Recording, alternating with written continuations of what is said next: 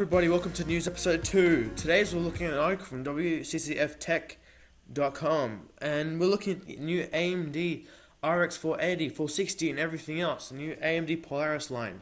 This line was meant to be introduced a few months ago when they released the Pro Duo, I believe, and the Fiji GPUs with HBM.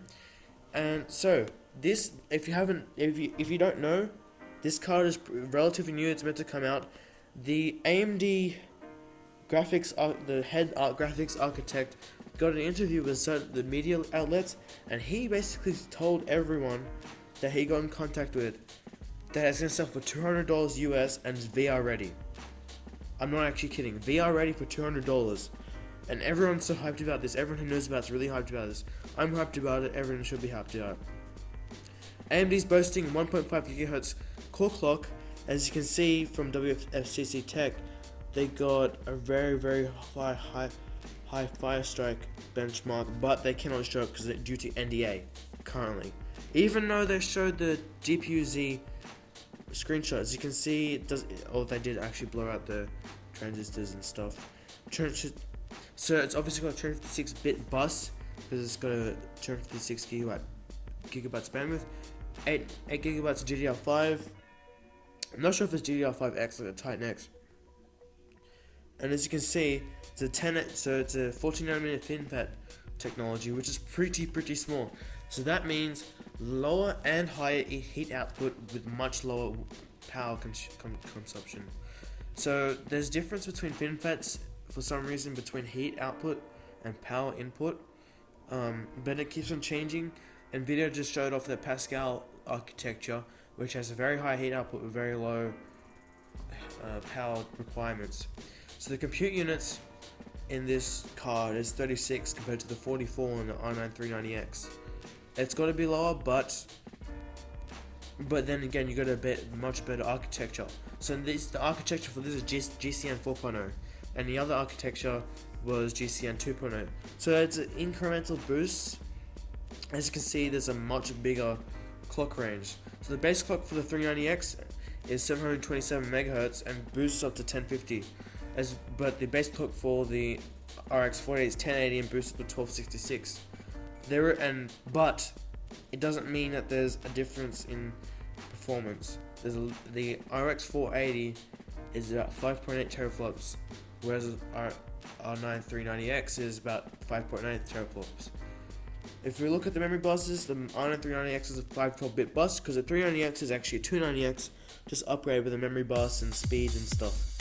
So you get two models, 4 gigabytes, 8 and 8 gigabyte GDDR5, and memory speed is about 8 gigs a second, which is a lot faster than the 390X with the 6 gigs a second, even though it's a 512-bit bus.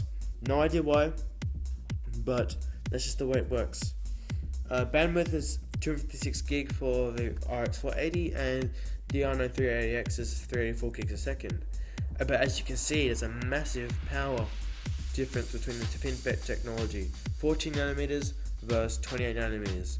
I think they're still using micro foundries to place at least all the production to, so they got a new SKU there, and about 150 watt difference between each card. And as I said, $199, $200 versus $450. As you can see right now, there are some coolers and stuff which we're looking at. So as you can see, the GPU has no HBM memory. It's a shame. It's Polaris, but the higher end Polaris should have definitely have HBM memory. I know Nvidia's new cards past Pascal, or some really high end card like the new Titan. I know the Tesla P1000 has HBM, but AMD is still yet to catch up in their flagship GPUs, even though they have the Hawaii GPUs with HBM. As you can see, AMD's manufactured heaps of those. There's a huge amount of conveyor lines and stuff. The card also uses half factor PCBs with the extended cooler for the blower fan, so that provides more cooling and everything else. And they've also kept the Fiji style cards. So I have seen a few videos on how this card performs, and it's pretty good. especially in VR. So on this website called extremetech.com, once it decides to load, they boast a very high clock speed and bit frame rate compared to the original stuff.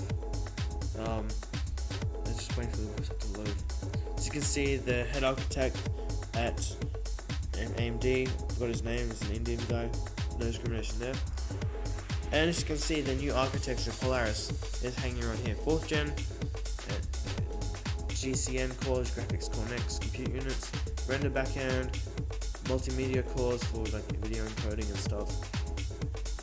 And yeah, as you can see, it's got a pretty high gaming quality, especially with VR.